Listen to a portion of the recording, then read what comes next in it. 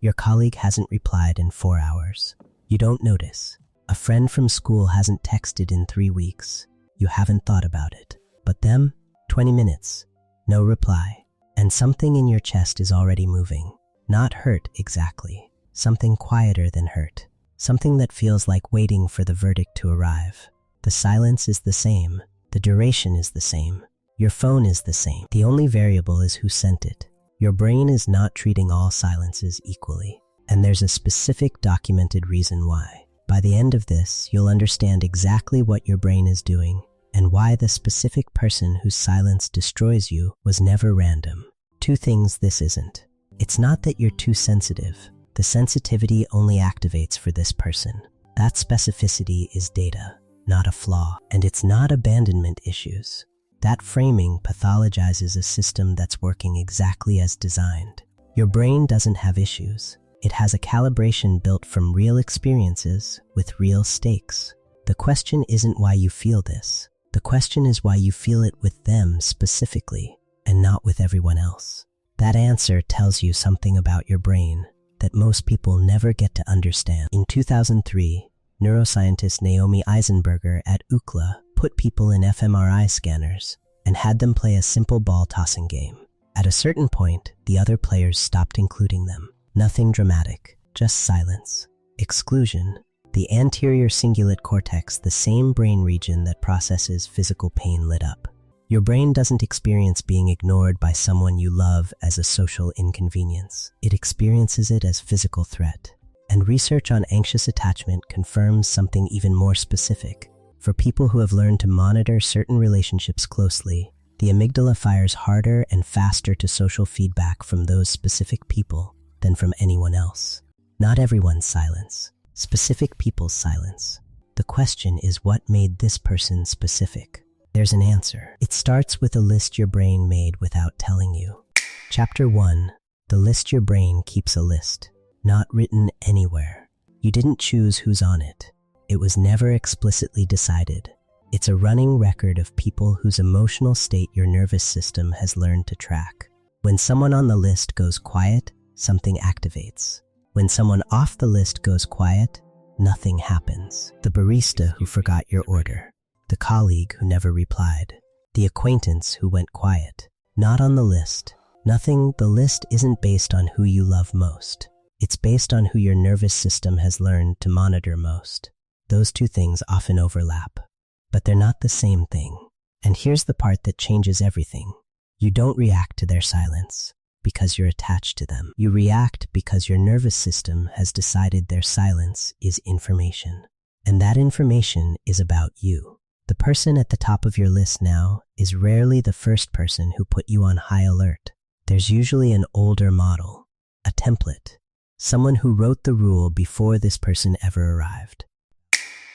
Chapter 2, the template. It didn't start with this person. It started before you had any language for what was happening. This kind of calibration doesn't usually come from one event. It comes from a pattern, a specific type of silence, repeated enough times, in a relationship with enough at stake. A parent whose mood was the temperature of the room. When they were warm, everything was fine. When they went quiet, not angry, just quiet, the room changed. You learned to scan for what you'd done, because their silence was never neutral. It meant something. And it usually meant you. A first significant relationship where silence became a tool. Not explicitly. Just the withdrawal of warmth until something was apologized for something you didn't always understand. You learned to treat their quiet as a question you were supposed to answer. A friendship or a group where silence meant the dynamic had shifted and you were suddenly on the outside. No announcement. Just the quiet. And the quiet had already decided something about you, without you. Your nervous system logged the same rule from all of them. This type of person's silence means danger. It means loss.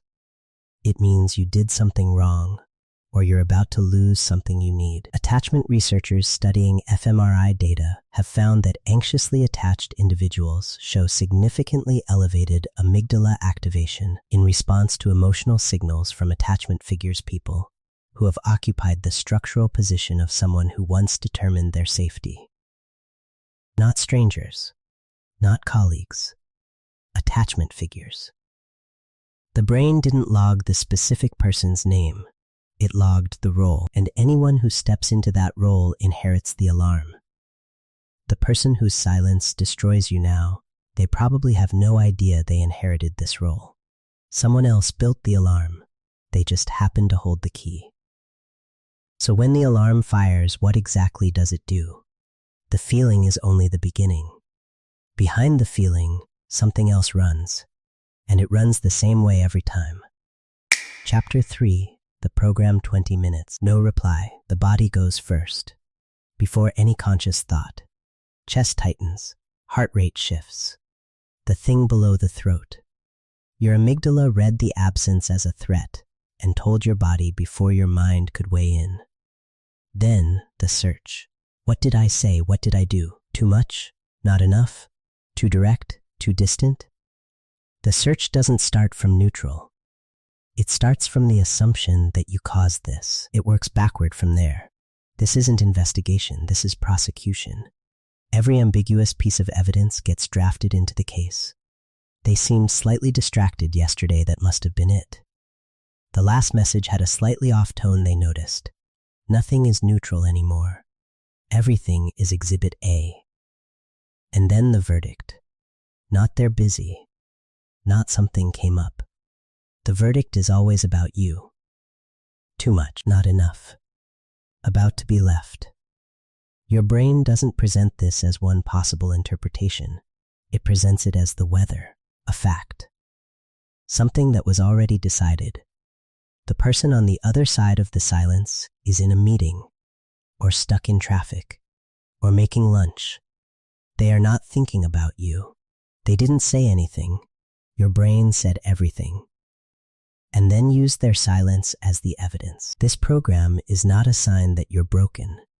It's a sign that your nervous system is running exactly the software it was trained to run. The problem isn't the software.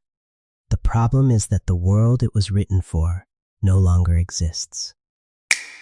Chapter 4, Lena. I want to tell you about a woman named Lena. She's 33. In a relationship with someone who is by every measure she can name actually present. He doesn't play games. He doesn't withdraw to punish. He is not her father or her ex or the friend group that went quiet. He is just himself. Someone who, as far as she can tell, genuinely loves her. He hasn't replied in 40 minutes. He was in a meeting. She knows this. She told her closest friend this morning that he had back-to-back meetings all day. She has checked the chat 4 times, and something in her chest is doing the thing. She finds herself composing an explanation for why he might be pulling away. Not because he's given her any evidence of pulling away. Not because anything happened last night. Not because there's a single logical reason to believe that the man who texted her good morning 3 hours ago is now quietly reconsidering everything. She's not responding to him. She's responding to the template. He replies, "Sorry, just got out, been a day." 6 words. And the chest releases. Everything is immediately fine. The trial dissolves, the verdict vanishes, and then almost immediately something else arrives. Something that feels like shame. For the 40 minutes she just spent inside a courtroom he didn't know existed. She wasn't reacting to him. She was reacting to everyone who went quiet before him. He just happened to be standing in the place where the alarm lives. Pause here. Because if any of that landed, the chest thing, the 4 checks, the shame after the verdict dissolved, that isn't evidence of something wrong with you. That's the most human possible response to a nervous system that learned to read silence as loss. The question isn't how you got here. The question is what changes when you finally understand what the alarm is actually tracking. Keep going. Chapter 5, What the Alarm Doesn't Know. The alarm is a pattern matcher. It was trained on a specific type of silence.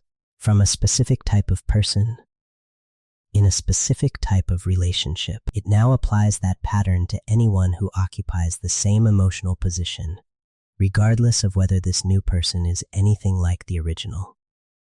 It can't tell the difference. That's not a flaw in the alarm. That's just how pattern matching works. The partner who triggered the trial, they are frequently unaware that any of it happened. They were in a meeting, on the phone, stuck in traffic, thinking about their own day, their own concerns, something entirely unrelated to you. They weren't withholding, they weren't punishing, they weren't reviewing the relationship. They were just living their life. And they have no idea they're standing in a place where someone else's alarm was built. This doesn't mean every silence is nothing. Some people do use silence deliberately. Some relationships do have real patterns worth tracking.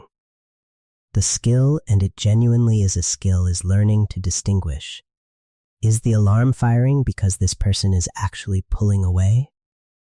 Or because your nervous system recognized the shape of the silence, not its meaning? One is a signal. One is noise. From the inside, they feel identical. Their silence wasn't a verdict. It was a void. Your brain filled the void with the oldest story it knows. So what changes this? Not the relationship, not the person, something smaller, something that has to happen before the verdict arrives. Chapter 6, the window the alarm fires automatically. That part doesn't change. Logic doesn't stop it. Reminding yourself they're probably busy doesn't stop it. Your brain already knows they're probably busy. It tells you this, while simultaneously building the prosecution. The rational and the alarm run in parallel. They don't cancel each other out. You can't argue with the anterior cingulate cortex. But there is a window, a small one. It exists in the first few seconds after the alarm fires, before the verdict has settled, before the trial is fully running. In that window, one question, not directed at them, directed at the pattern. Is this about now, or is this about before? Not to dismiss the feeling, not to force yourself to believe everything is fine, just to create a small distance between the alarm and the story it wants to tell. The alarm fires automatically. The story doesn't have to. And over time, with each instance of the alarm firing and the predicted verdict not arriving, with each ordinary explanation that turns out to be exactly that, ordinary, the nervous system slowly accumulates something it rarely gets. New data, not the story it expected. This specific person does not equal the template. The silence didn't mean what it once meant. And slowly, incompletely, the calibration begins to shift. That's not a breakthrough. It's not a fix. It's a slow rewriting of a record that was built in a specific room about a specific type of person that doesn't describe where you are anymore. And if the verdict keeps arriving, if the silence is consistently followed by actual withdrawal, actual coldness, actual evidence that something is shifting that isn't the alarm misfiring, that's the alarm correctly identifying something worth paying attention to. The goal isn't to stop the alarm. The goal is to stop it from becoming the judge. You can't stop the alarm from firing. You can stop it from writing the verdict. The silence hasn't changed. Same duration, same phone, same absence of words. What changed is who sent it and what your nervous system decided that silence means about them, about you, about whether you're still safe. Your brain didn't make this up. It built this alarm from real moments, with real people, where real things were at stake. The alarm isn't broken. It isn't overreacting. It's doing exactly what it was trained to do. The question is just whether the person you're running it for now is actually the same person who built it. Their silence was not a verdict. It was just silence. Your brain wrote the rest. If this named something you've been carrying, leave one word in the comments. Just one. The feeling. The person. The moment you recognize the template. You don't need to explain it. The people reading the comments will understand exactly what you mean. I'll read every single one. And if this described someone in your life, does someone whose silence you've never been able to understand, share it with them.